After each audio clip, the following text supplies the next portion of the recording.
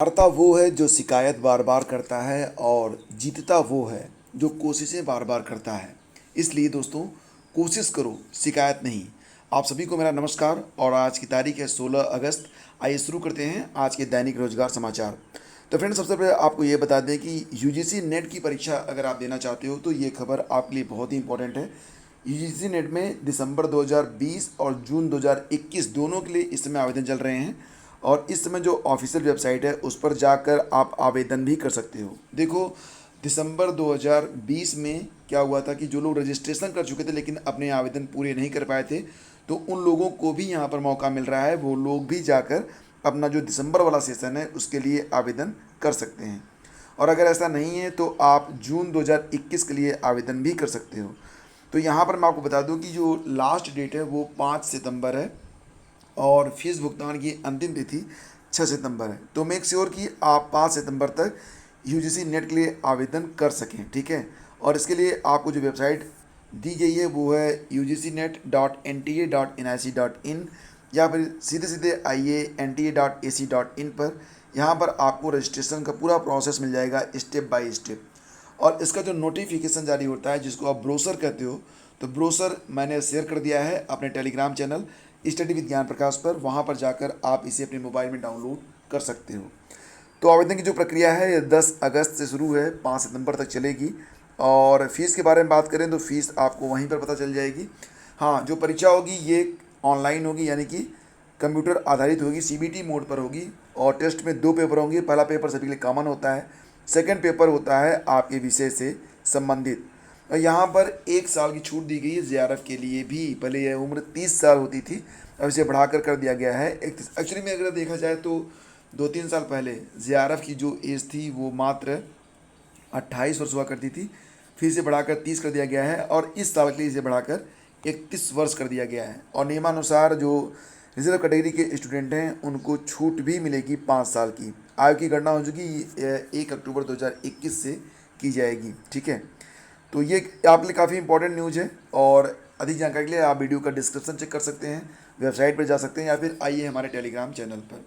बात करते हैं सीटीईटी और यूपीटीटी परीक्षा के बारे में। तो दोनों की एग्ज़ाम डेट अभी क्लियर नहीं है, लेकिन यूपीटीटी को अक्टूबर के अंत तक कराने की बात चल रही है। वहीं पर अगर बात करें, देखो, अक्टूबर के अंत में अगर हम बात करें तो 24 अक्टूबर को यूपीपीसीएस प्रारंभिक परीक्षा होनी है।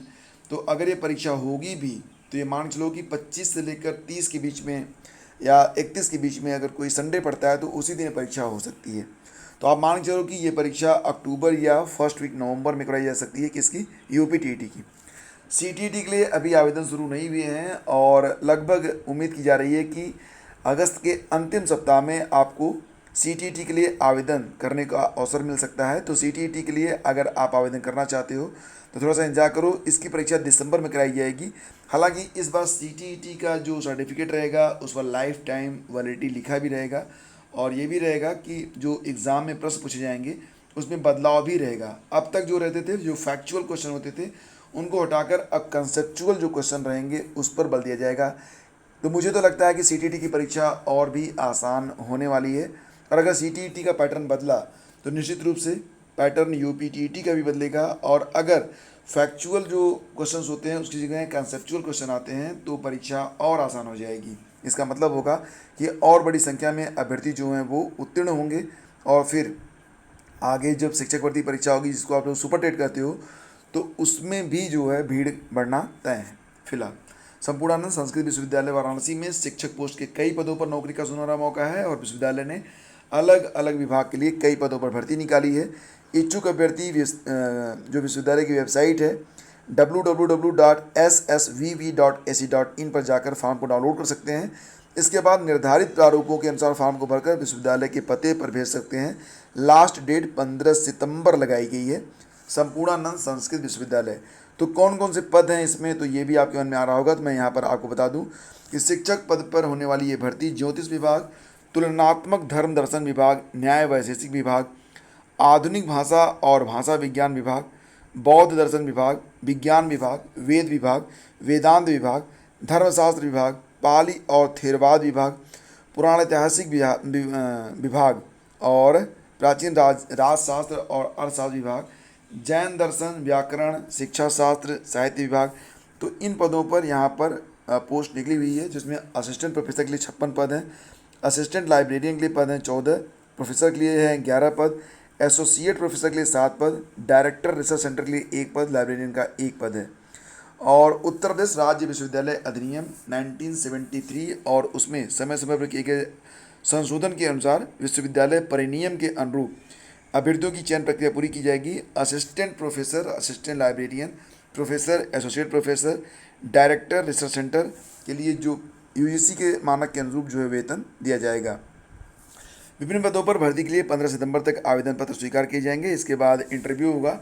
इंटरव्यू में बेस्ट जिनका प्रदर्शन होगा तो उसी के आधार पर अभ्यर्थियों का चयन किया जाएगा, यानी कि कोई भी परीक्षा इसमें नहीं होनी है। आवेदन शुल्क सामान्य ओबीसी और ईडब्ल्यूएस के लिए 1500 रुपये है, वहीं पर एससी एसटी अभ्यर्थियों के लिए 1000 रुपये डिमांड ड्राफ्ट के रूप में भुगतान करना होगा।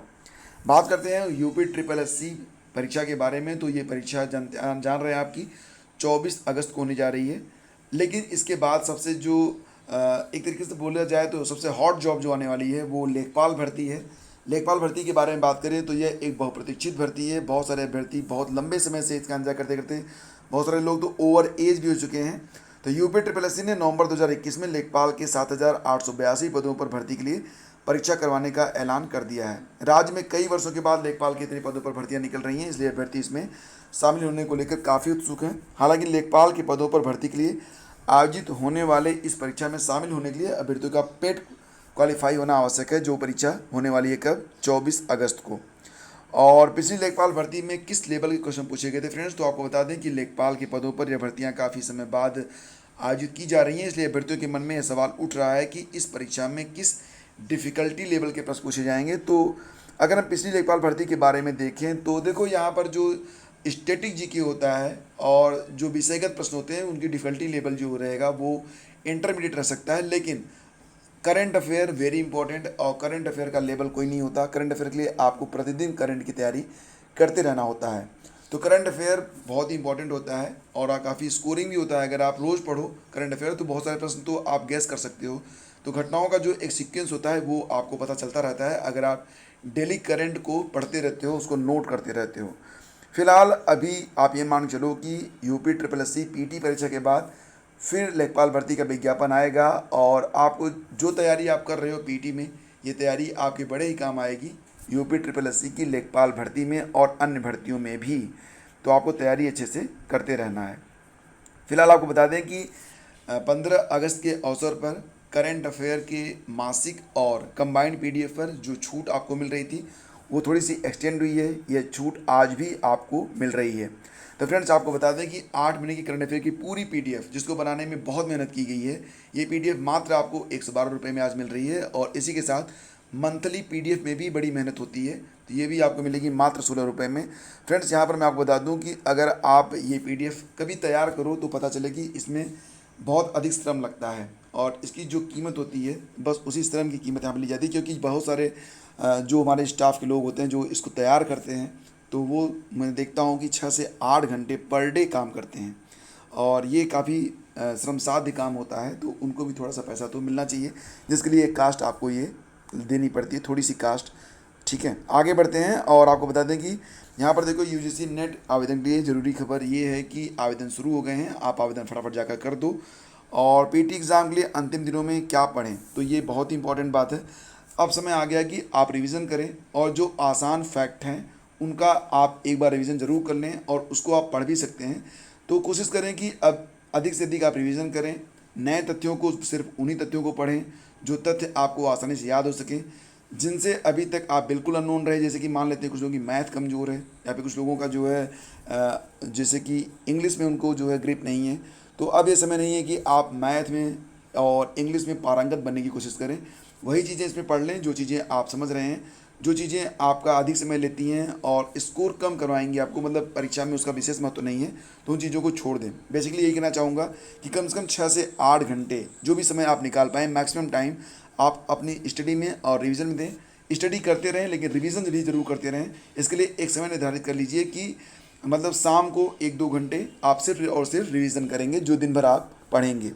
तो फ्रेंड्स ये थी आज की सारी updates. Thank you so much for watching the video. Video पसंद आया तो आप इसे लाइक और शेयर जरूर कर दीजिएगा। बहुत बहुत धन्यवाद।